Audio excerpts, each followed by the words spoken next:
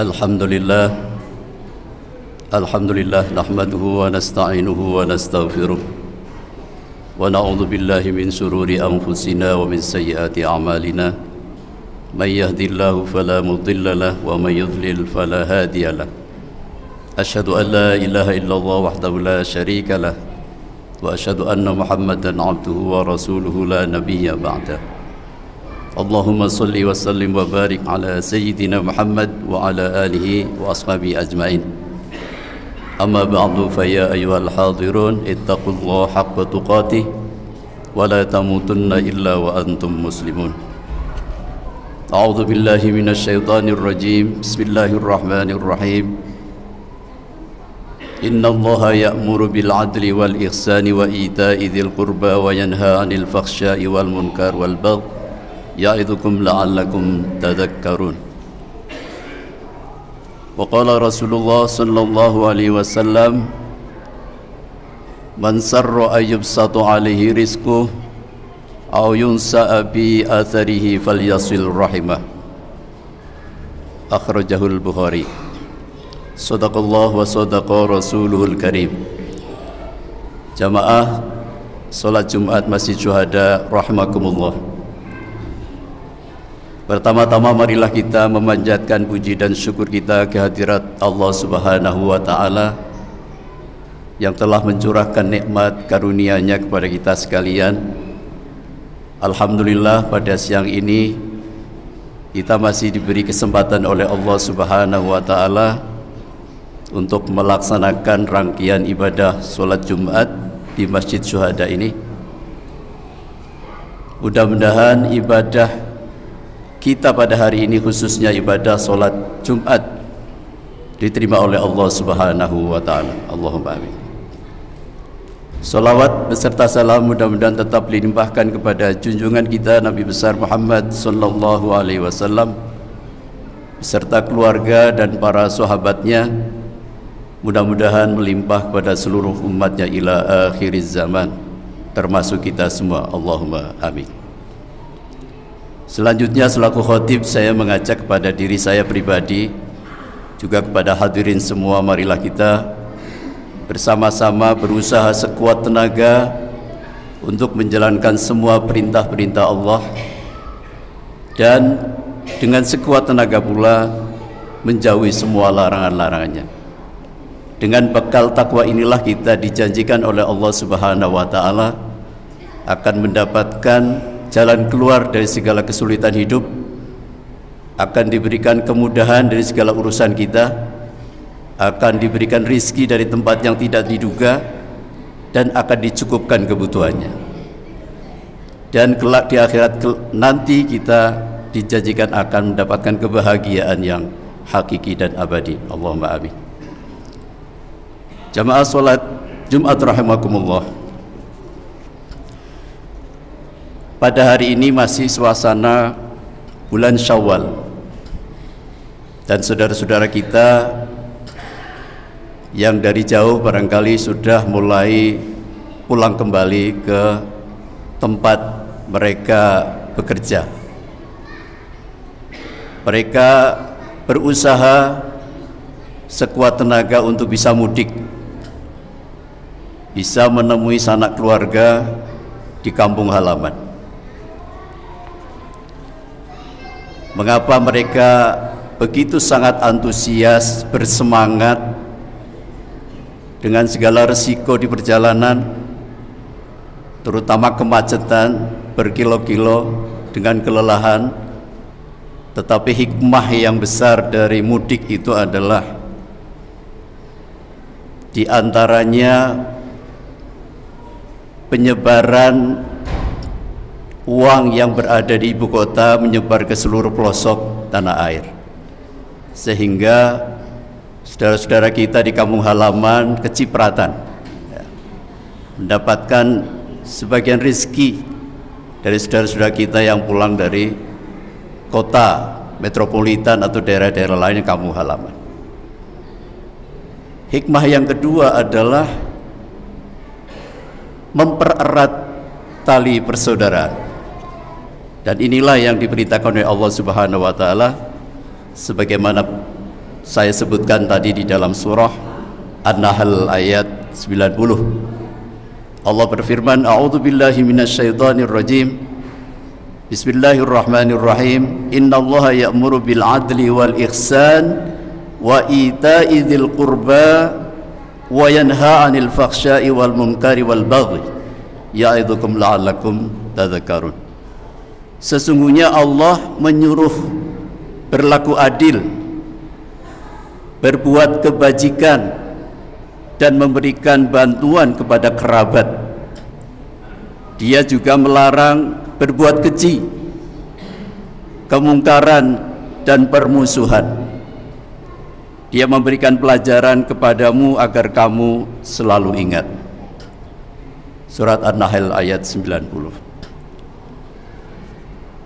Di dalam kitab Tanbihul Ghafilin yang ditulis oleh ulama awal abad keempat Hijriyah, Abul Lais As-Samarqandi dari Uzbekistan, di sana disebutkan bahwa ada 3 macam yang tidak bisa dibedakan antara muslim dan non-muslim. Yang pertama adalah siapa yang berjanji kepadanya maka harus kau tepati, baik kepada saudara muslim maupun non-muslim.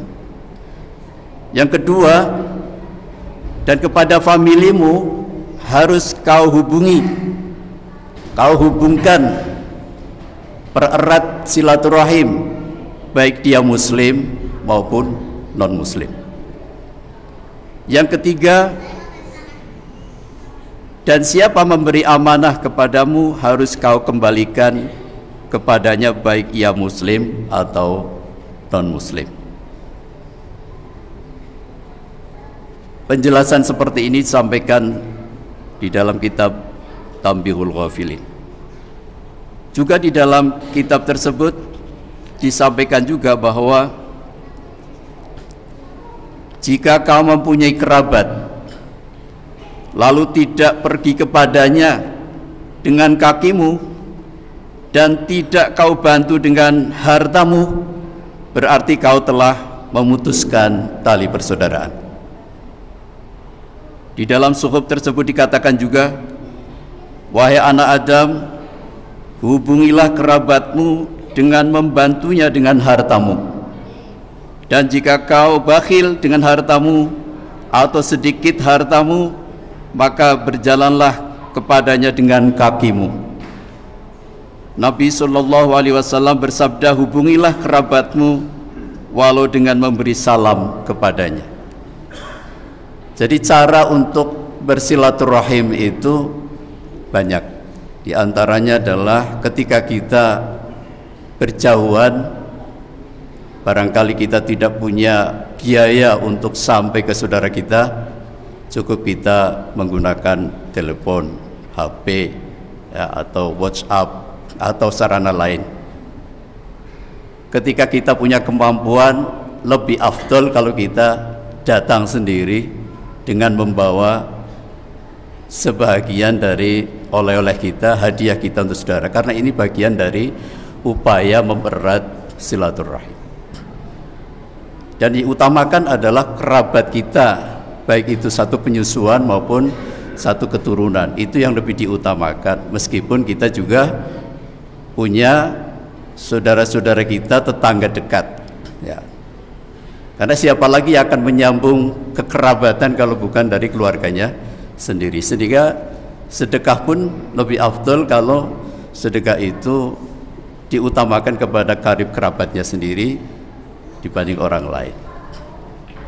Rasulullah SAW di dalam sebuah sabdanya, beliau bersabda, man sarra ayyubsatu alaihi rizquh aw yunsa'a fi atharihi falyasil rahimah. Diriwayatkan dari Anas ibnu Malik radhiyallahu anhu, dia berkata, saya pernah mendengar Rasulullah SAW bersabda, barang siapa ingin dilapangkan rizkinya dan dipanjangkan umurnya, maka sambunglah sanak keluarganya. Hadis riwayat Bukhari. Juga di dalam hadis Bukhari kita temukan diriwayatkan dari Abu Hurairah radhiyallahu an bahwa seorang laki-laki berkata, "Ya Rasulullah, saya mempunyai kerabat. Saya menyambung mereka, tapi mereka tidak mau menyambungku. Aku baik kepada mereka, berbuat baik kepada mereka, tetapi mereka tidak mau berbuat baik kepadaku. Aku sangat bersabar menghadapi mereka, tetapi mereka bersikap bodoh kepadaku." Lalu Rasulullah SAW bersabda, "Kalau kamu benar seperti apa yang kamu katakan, maka seolah-olah mereka itu haus, lalu kamu tuangkan minuman ke mulut mereka tiada henti, dan selama kamu berbuat begitu kepada mereka, pertolongan Allah senantiasa menyertaimu."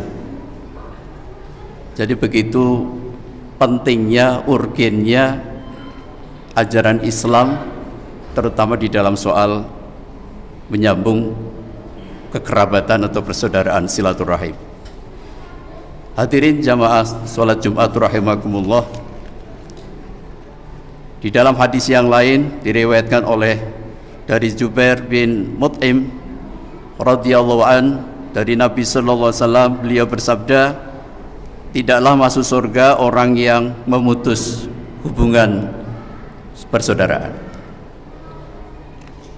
Oleh karena itu, marilah melalui mimbar Jumat ini kita bersama-sama, saya hadirin semua bersama-sama, marilah kita selalu berusaha untuk menyambung persaudaraan kita.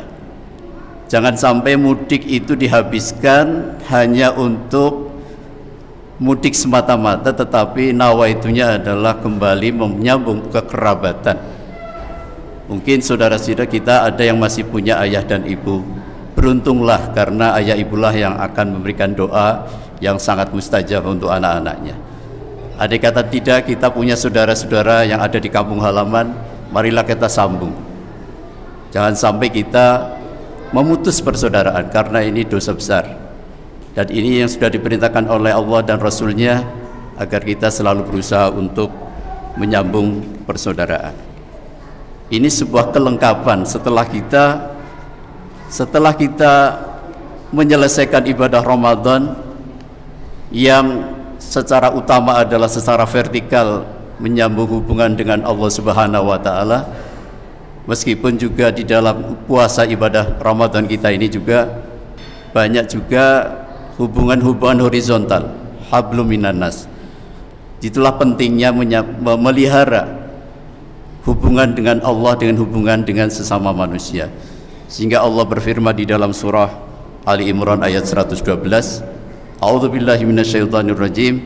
Duribat 'alaihimudz dhillatu aynama thuqifu illa bihablim minallah wa hablim minan nas." Al-ayah. Dilimpahkan kehinaan kepada manusia di mana saja mereka berada, kecuali bila mempunyai hubungan dengan Allah dan mempunyai hubungan dengan sesama manusia. Demikianlah khutbah yang dapat saya sampaikan, kurang dan lebihnya mohon dimaafkan. Ja'alallahu wa iyyakum minal faizin al-aminin wa adkhalana wa iyyakum fi zumratil muwahhidin wa qur rabbighfir warham wa anta khairur rahimin.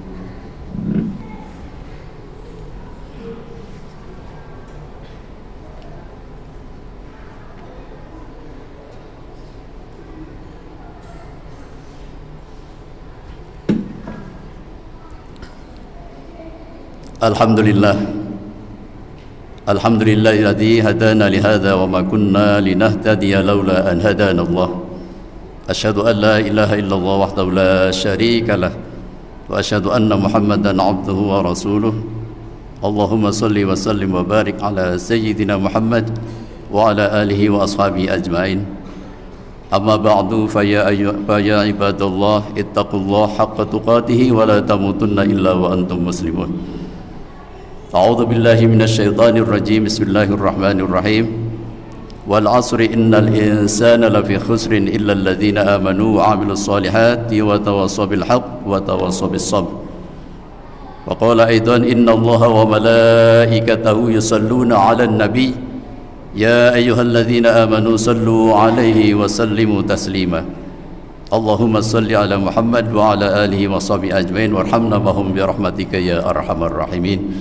اللهم اغفر للمؤمنين والمؤمنات والمسلمين والمسلمات الأحياء منهم والأموات إنك سميع قريب مجيب الدعوات يا قاضي الحاجات. ربنا ظلمنا أنفسنا وإن لم تغفر لنا وترحمنا لنكونن من الخاسرين. اللهم لا تدع لنا في مجلسنا هذا ذنبا إلا غفرته ولا هما إلا فرجته ولا عيبا إلا سترته ولا دينا إلا قضيته ولا مريضا إلا شفيته ولا حاجة من حوائج الدنيا والآخرة إلا قضيتها ويسرتها. اللهم يسر أمورنا وحصل مقاصدنا وبلغنا إليك يا الله يا رحمن يا رحيم. ربنا هب لنا من أزواجنا وذرياتنا قرة أعين واجعلنا للمتقين إماما. ربنا آتنا في الدنيا حسنة وفي الآخرة حسنة وقنا عذاب النار. سبحان ربك رب العزة عما يصفون وسلام على المرسلين والحمد لله رب العالمين ولذكر الله أكبر. أقم الصلاة.